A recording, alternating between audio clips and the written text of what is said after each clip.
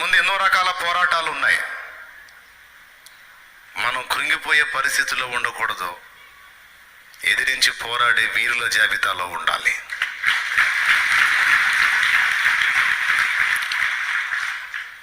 ఒక రైలు ఇంజన్ టైపులో మనం ఉండాలి. ఒక రైలు ఇంజన్ టైపులో మనం ఉండాలి. రైలు ఇంజన్ వెనక బోగీలు ఉంటుంది, పెద్ద రైలు ఉంటుంది కదా, దాని టైపులో మనం ఉండాలి. రైలు ఇంజన్ ఎప్పుడైనా దాన్ని ట్రాక్ మీద గేదె అడ్డు వచ్చిందని ఎప్పుడన్నా దిగులేసుకొని ఆగిద్దా? పోయే రైలు ఇంజన్ టక్కుమని ఆగి, గేదె అడ్డు వచ్చింది, నాకెందుకు గేదె అడ్డు వస్తుంది, ఎక్కువ శాతం గేదెలు అడ్డు వస్తున్నాయి ఈ మధ్యకాలంలో, ఇట్లయితే నా ప్రయాణం ఎట్లా సాగిద్ది, కష్టమే అని ఎప్పుడన్నా రైలు ఇంజన్ కృంగిపోయిందా?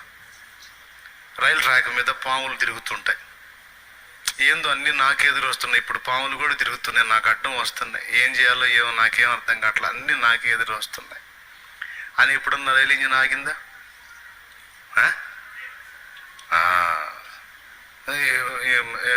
గేదె తీసే ఎద్దు వచ్చింది, ఏందో మొన్న గేదె వచ్చింది, ఇలా ఎద్దు వచ్చింది, ఏందో అసలు అన్నీ నాకే ఎదురు వస్తున్నాయి, అసలు ఎట్లయితే ఎట్లా, నాకు చాలా కష్టంగా ఉందని ఎప్పుడైనా రైలు ఇంజన్ కృంగిపోయిందా?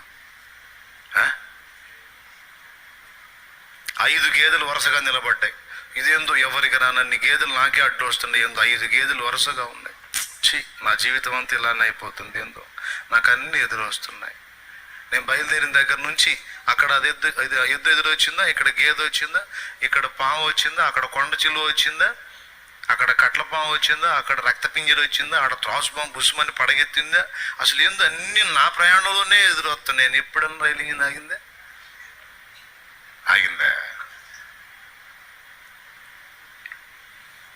ఆగదు. మర్యాదగా అవి పక్కకు పోతే సరి, మర్యాదగా అవి పక్కకు పోతే సరి, లేకపోతే కొడితే పీసే. దేవునికి స్తోత్రం. కొంతమంది మనుషులు వాస్తవంగా వాళ్ళ కెపాసిటీ ఎంతంటే రైలు ఇంజన్ లాంటోళ్ళు. వాళ్ళ దమ్ము, వాళ్ళకిచ్చిన శక్తి, వాళ్ళకిచ్చిన ధైర్యం, మీకిచ్చిన కృప, మనకిచ్చిన పవర్, అది ఒక రైలు ఇంజన్ స్థాయి. నీ ముందుండే ఎంత, నీ ముందు నిన్ను అడ్డగించే ఏ పాటివి, ఎందుకు నీకు ఎంత కెపాసిటీ అంటే నువ్వు కలిగి ఉన్నవాడు లోకంలో ఉన్నవాని కంటే బలవంతుడు.